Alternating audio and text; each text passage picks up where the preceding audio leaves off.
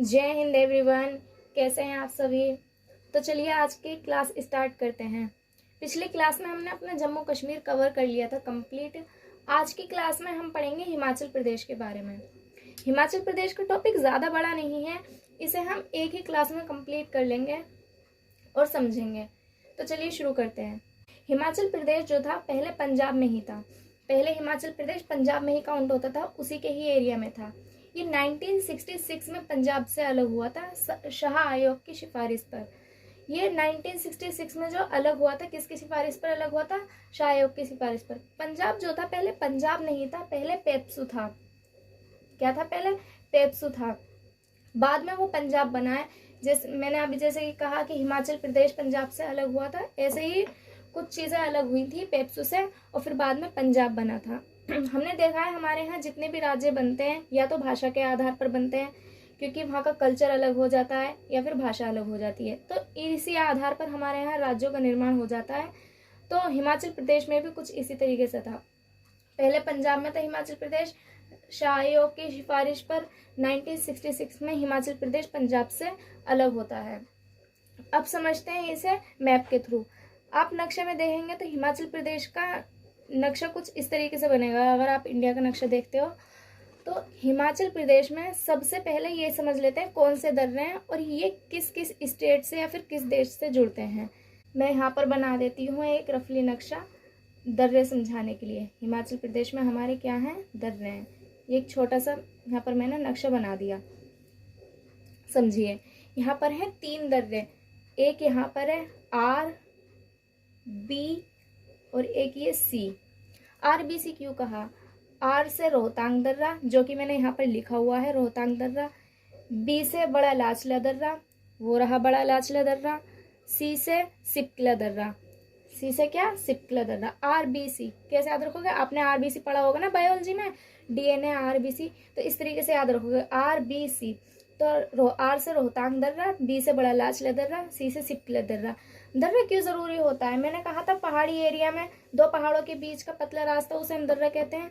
हिमाचल प्रदेश हो गया, उत्तराखंड हो गया, जम्मू कश्मीर हो गया, ये पहाड़ी रास्ते होते हैं। तो यहाँ पर एंटर होने के लिए दर्रे बनाए जाते हैं। अगर पहाड़ों के बीच में से गुजरना है, पतला रास्ता मिल गया तो हम उसे दर्रा कहेंगे। तो यहाँ पर 3 दर्रे हैं, रोहतांग दर्रा, बड़ा लाचला दर्रा और सिपकला दर्रा।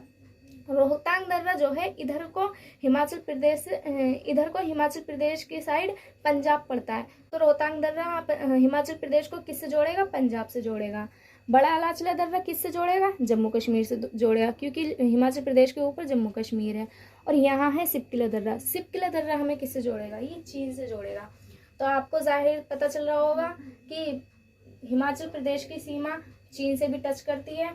तो आपसे क्वेश्चन इस तरीके से पूछ लिया जाएगा कि हिमाचल प्रदेश का वो कौन सा दर्रा है जो चीन को टच करता है, या फिर आपसे डायरेक्टली ये पूछ लिया जाएगा कि बड़ा लाचला दर्रा किस राज्य में है। कुछ भी इसी तरीके से आपसे क्वेश्चन पूछ सकता है। मैपिंग के थ्रू कुछ खास खास शहर के मैंने नाम लिख रखे हैं, आपको दिख रहा होगा। यहाँ है ऊपर धर्मशाला। धर्मशाला क्यों लिखा है? जब चीन ने तिब्बत पर आक्रमण किया था, आपने पढ़ा होगा ना अपनी 11th में हिस्ट्री में पोल साइंस में आपने पढ़ा होगा 11th-12th में कि चीन ने तिब्बत पर अटैक किया था। तो जब चीन ने तिब्बत पर अटैक किया था तो वहाँ के जो धार्मिक गुरु भी थे, और वो वहीं की जो व्यवस्था संभाली जाती, शासन व्यवस्था, वहाँ के वो धार्मिक गुरु ही उन्हें ही चुनते थे। वो बचपन जब वो छोटे होते तभी में उनके अंदर कुछ गुण देखकर उन्हें ही कह दिया जाता है कि यही आगे चलकर हमारी व्यवस्था संभालेंगे, शासन व्यवस्था।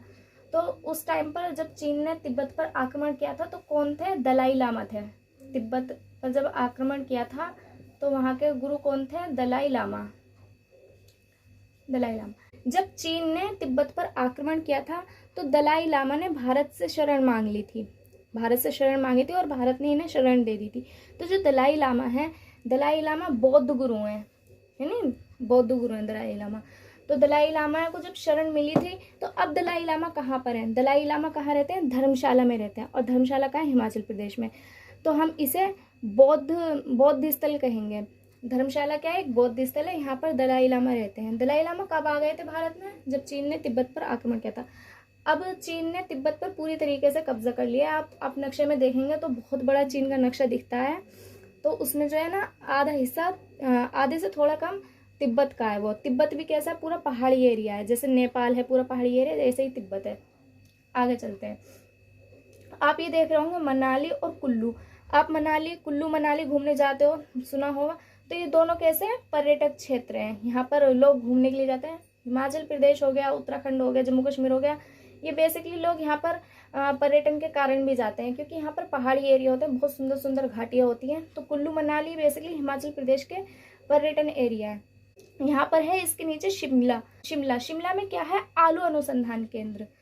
आपसे एग्जाम में एसएससी का अगर एग्जाम हो तो ये क्वेश्चन पूछ लेगा, आपसे ये पूछेगा आलू अनुसंधान केंद्र कहाँ है, तो आंसर क्या होगा, शिमला होगा। अच्छा, शिमला में और कुछ है, आप बता सकते हैं शिमला में और कुछ क्या है? मैं बताती हूँ। हिमाचल प्रदेश में यहाँ है ये शिमला, और यहाँ पे टच हो जाता है कुछ, इधर तो होगा पंजाब, यहाँ से नीचे से शुरू हो जाता है हरियाणा। इस तरीके से यहाँ से ये हरियाणा शुरू हो जाएगा। मैं हरियाणा का मानचित्र नहीं बनाऊंगी, बस आपको समझा देती हूँ कि इधर से क्या शुरू हो जाएगा, हरियाणा शुरू हो जाएगा। तो हरियाणा के ही क्षेत्र में यहाँ है कालका। क्या है, कालका। तो एक रेल मार्ग है, कालका शिमला रेल मार्ग। क्या है, कालका शिमला रेल मार्ग। यहाँ कालका है, कालका शिमला रेल मार्ग। यहाँ पर मैं लिख दूं कालका शिमला रेल मार्ग, कालका शिमला रेल मार्ग है। ये किस में शामिल है, यूनेस्को में शामिल है। अभी क्लास कंप्लीट होने के बाद आप कालका शिमला रेल मार्ग के बारे में गूगल पे सर्च करोगे। जब आप सर्च करोगे तो देखोगे बहुत सुंदर रेल मार्ग है, पहाड़ों के बीच में से रेल गुजर रही है, ओपन होती है, ओपन नहीं मीन्स शीशे की होती है, हम बाहर ट्रांसपेरेंट होता है, देख सकते हैं। तो पर्यटन के लिए जब वहाँ पर लोग जाते हैं तो वहाँ के सुंदरता का वहाँ पर आनंद लेते हैं। बहुत अच्छा पर्यटक क्षेत्र है।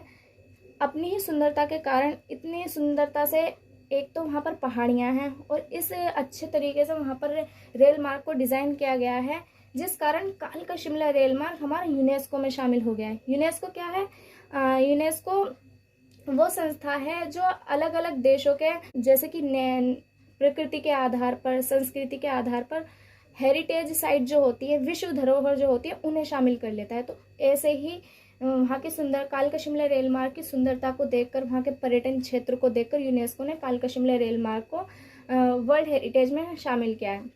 देख रहे हो कितना सुंदर है, इतना सुंदर है कि यूनेस्को ने इसे वर्ल्ड हेरिटेज में शामिल कर लिया। तो ये कहाँ पड़ता है, शिमला हिमाचल प्रदेश में। शिमला हिमाचल प्रदेश में, कालका हरियाणा में। ये रेल मार्ग कालका से शुरू होकर शिमला में, कालका और शिमला को टच करता है। इस तरीके से ये पूरे यहाँ टच करता है कालका शिमला रेल मार्ग। यहीं पर पड़ती है गोविंद सागर झील। गोविंद सागर झील जो है ये गुरुजी के नाम पर रखी गई थी, गोविंद सागर झील। क्वेश्चन में आपसे पूछेगा गोविंद सागर झील कहाँ पर है, हिमाचल प्रदेश में। अच्छा, एक और क्वेश्चन समझते हैं जो एग्जाम के पर्सपेक्टिव से भी होता है और स्टैटिक के पर्सपेक्टिव से भी है, समझने के लिए। आपने जब पढ़ा होगा पंचवर्षीय योजनाओं के बारे में, पहली पंचवर्षीय योजनाओं में कृषि पर ज्यादा जोर दिया गया था कि कृषि पर निर्भर हुआ जाए, आत्मनिर्भर हुआ जाए, विदेशों से हमें कृषि उत्पादन जो उस पर निर्भर न रहना पड़े, अपने ही देश में अच्छे से अच्छे उत्पादन हो, इस पर ध्यान दिया गया था। और साथ के साथ जो भाखड़ा नागल बांध परियोजना, हीराकुंड बांध परियोजना, ये जो बड़ी बड़ी बांध परियोजनाएं हम पढ़ते हैं, ये किस पंचवर्षीय योजनाओं में पढ़ते हैं, पहली ही पंचवर्षीय योजना में पढ़ते हैं। दूसरी पंचवर्षीय योजना में तो हमारे भारी उद्योग आ गए थे, पहली पंचवर्षीय योजनाओं में ही हम भाखड़ा नागल बांध परियोजनाएं पढ़ते हैं। तो ये जो भाखड़ा नागल बांध है ये किस नदी पर है, आपसे पूछेगा क्वेश्चन कि भाखड़ा नागल बांध किस नदी पर बनती है, तो सतलज नदी पर। भाखड़ा नागल बांध परियोजना सतलज नदी पर है। इस तरीके से सतलज नदी आती है और यहाँ से आकर इसमें व्यास नदी जुड़ जाती है। तो मैंने क्या कहा, भाखड़ा नागल बांध किस पर है, सतलज नदी पर। अब एक चीज सुनिए, भाखड़ा नागल बांध, इसमें से एक है हिमाचल प्रदेश में और एक है पंजाब में। एक किसमें, एक हिमाचल प्रदेश में और एक पंजाब में। तो जो नागल है, नागल ये है पंजाब में और भाखड़ा जो है ये हिमाचल प्रदेश में। एचपी लिख देती हूँ, हिमाचल प्रदेश में। नागल जो पड़ता है पंजाब में पड़ता है, भाखड़ा जो पड़ता है हिमाचल प्रदेश में पड़ता है। लेकिन बनता ही किस पर है, सतलज नदी पर। आपसे ये नहीं पूछेगा हिमाचल प्रदेश के पंजाब के, आपसे ये पूछेगा कि किस नदी पर। सतलज नदी हिमाचल प्रदेश में है। हिम्मत सोचेगा कि मैं हिमाचल प्रदेश नहीं कह रही हूँ, नदी के लिए कह रही हूँ कि एग्जाम में नदी से ही पूछेगा तो हिमाचल प्रदेश में सतलज नहीं आती है। नहीं, हिमाचल प्रदेश में सतलज नदी है। एक है बिलासपुर। बिलासपुर शिमला के नीचे ही पड़ती है बिलासपुर। तो बिलासपुर में क्या है, कांगड़ा घाटी है। ये मैंने क्यों लिखा है, एग्जाम में एक है कांगेर घाटी और एक है कांगड़ा घाटी। तो कांगेर घाटी और कांगड़ा घाटी में आप कंफ्यूज ना हो जाए, इसलिए मैंने यहाँ पर लिख दिया बिलासपुर। बिलासपुर में पड़ती है कांगड़ा घाटी। आपसे ये पूछेगा कि बिलासपुर में कौन सी घाटी पड़ती है, एक लिख देगा कांगड़ा घाटी और एक लिख देगा कांगेर घाटी। तो आप कंफ्यूज मत हो जाइएगा, बिलासपुर में है कांगड़ा घाटी।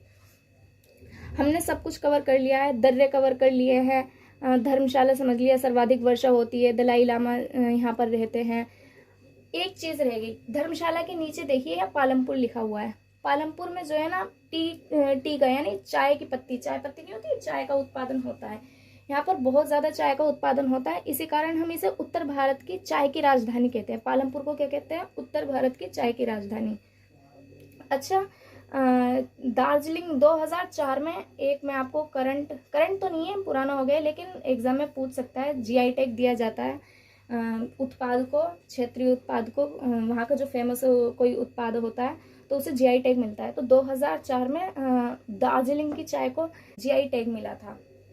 2004 में दार्जिलिंग की चाय को जीआई टैग मिला था। चाय का क्वेश्चन आ गया तो मैंने आपको बता दिया, अदरवाइज ये क्वेश्चन यहाँ का नहीं था, हिमाचल प्रदेश का, कहाँ दार्जिलिंग और कहाँ हिमाचल प्रदेश, ये था। तो हम अपना हिमाचल प्रदेश से सिर्फ इतने ही क्वेश्चन बनेंगे।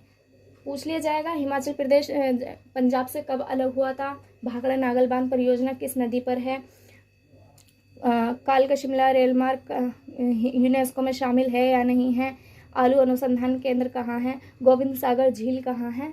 तो ये है, आप ऐसे ही रफली नक्शा बनाएंगे अपनी रफ कॉपी पर, और उसके थ्रू ये जो दर्रे हैं इन्हें पहले नोट करेंगे, और दर्रे नोट करने के बाद जो मेन पॉइंट मैंने धर्मशाला, शिमला, कुल्लू मनाली पर्यटन क्षेत्र है, यहाँ पर इतना कुछ खास नहीं पूछेगा। तो आज की क्लास में सिर्फ इतना ही था। आपको अगर वीडियो अच्छी लगी हो तो लाइक, शेयर एंड सब्सक्राइब ज़रूर करिएगा। मिलते हैं नेक्स्ट क्लास में। Thank you so much.